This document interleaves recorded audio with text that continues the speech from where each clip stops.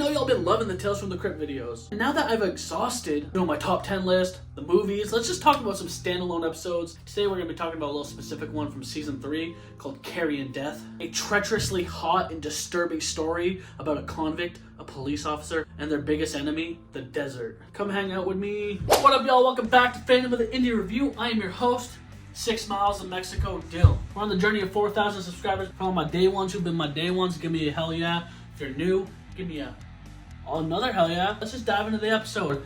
Carrion is an episode from Tales from the Crypt. Duh, you saw the thumbnail. This one stars arguably the most hammiest actor up there with the likes of Nicolas Cage and the dude from Scream 6, Kyle MacLachlan. One hell of a performer in things like Twin Peaks, the Flintstones movie. He plays that diabolical little rascal. He is the perfect candidate to play this mass murderer, Earl Raymond Diggs. The episode starts off with him escaping the small town.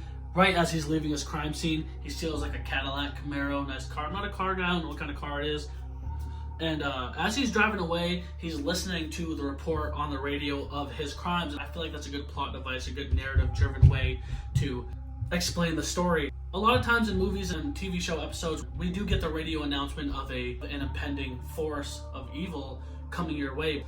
But to see the killer behind the wheel listening to it and almost sardonically laughing at it, like being like, hell yeah, I did that, while the announcer's saying he did all this crazy stuff, is pretty creepy. There's even one part too where she's like, he's on the loose and he's dangerous, and he's like, and I'm filthy fucking rich, bitch. But as he's trying to make his getaway to Mexico, this lone patrolman on a motorcycle is hot on his tails, and he wants to be the one to stop Earl from evading capture. And this is where the plot is set up. After a little highway chase, a little accident ensues, and the cop goes flying off of his motorcycle.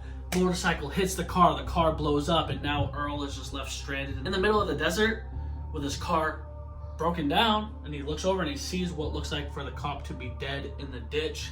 A vulture is kind of circling the scene, which is weirdly enough a character within its own. How much we see this vulture in the episode. Vultures are pretty much known for being scavengers, the messengers of death. The desert has some very scarce food sources, so he's trying to get as much food as he can. And this vulture uses that in his nature throughout the episode pretty much. It feels like the vulture is being very smart and with certain aspects of the episode. And say what you want, maybe I'm reading into it too much, but this vulture is pretty much setting this cop and fugitive up in ways you could be like, oh, maybe the vulture is helping the cop. What a nice stand-up citizen. Or maybe this vulture is just flying around and people are misreading it with the dreary wooziness of the desert heat. You could be depicting the vulture to be doing things it's not, but I really feel like that the vulture was setting these two up from the get-go to potentially eat them. The cop in this episode, he doesn't have a lot of screen time and a lot of conversation, and he's kind of used as a side piece, which is I find is interesting as a side character. From when he gets up from his little wreck to going after the killer, he doesn't speak much. The killer does most of the talking and the cop does more of the hunting. One minor flaw, I guess you'd call it a flaw, is when an episode like this, when the cast is small and it has such a grand story to tell, narrating through characters talking to themselves doesn't always do it for me. Sometimes I feel like with creative camera work and imagination, you can show more visceral scenes than just having them be like, get to a point and all of a sudden him be like, I better get to fucking Mexico soon or else I'll die in this heat, or I could really go for some water. It's like, yeah, we understand. Like, maybe we haven't been through that situation per se, but we get where you're coming from, blood. And the episode keeps on going until about the halfway mark when the cop finally catches up to the fugitive. There's been many close calls. One point where Earl leaves a whole bag of money because he's fleeing from gunshots, and the cop picks it up and throws the money. Like, I don't care how noble and gentlemanly you're trying to catch this dude. What'd that money do, bro? Now that's just money lost in the wind. You could have just pocketed a couple $100. Am I shady for saying that? No.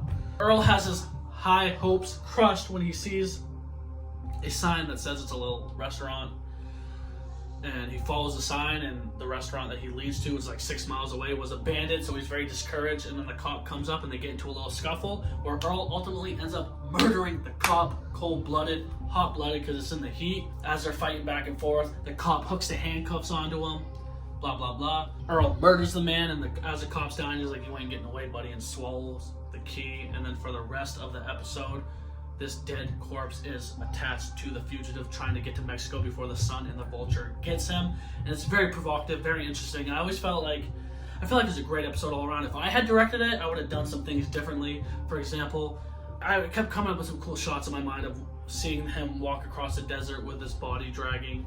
I just feel like they missed out on some imagery. And another thing too is, I guess the finale of the episode is as they get to the final embark of finding Mexico, they climb up this hill, and the fugitive, he looks over and he's like, yes, we finally made it. I told you so, I won. And then Tales from the Crypt fashion, as he's taunting this vulture and this dead corpse as excitement that he got away, he stumbles back and falls down the hill, tumbling to impending doom. And I'm gonna get into how the kill happens, but for me, in my mind, I was thinking, dude, he's literally gonna have to eat the hand, or he's gonna have to like go cannibalistic to survive, or like eat around the hand to escape the handcuff. And I thought that would have been really cool, but instead he takes the badge off of the officer's jacket, kind of drills it into a piece of wood, and makes it pretty much a gold-plated tomahawk, which is very smart. And as he goes to lift up and hit the handcuff off, he actually hits his fucking arm, severing a pretty brutal vein. Like, that enough is a kill shot. When you think that's gonna kill him, he falls again and is paralyzed, laying there on the desert ground, not able to move. And again, they're like, he's laying there going, I'm paralyzed, someone help me. It's like, dude, we can see that you are. But you don't gotta dumb it down that much for us. But as that happens, not only does the vulture come after him and kill him, it kills him while he's alive, and that's even more haunting. The vulture comes up and just starts eating, picking his eyes out while he's lying there screaming. It's a very visceral episode. All around a very fun one that I liked a lot. Like I said, Kyle MacLachlan is a great actor, even though he's a little bit corny at times. His humor in this episode really worked, from how he kept talking to the corpse as they were walking and be like, oh wait, you don't talk back, and how evil and ruthless you could tell that he didn't give a shit about anything.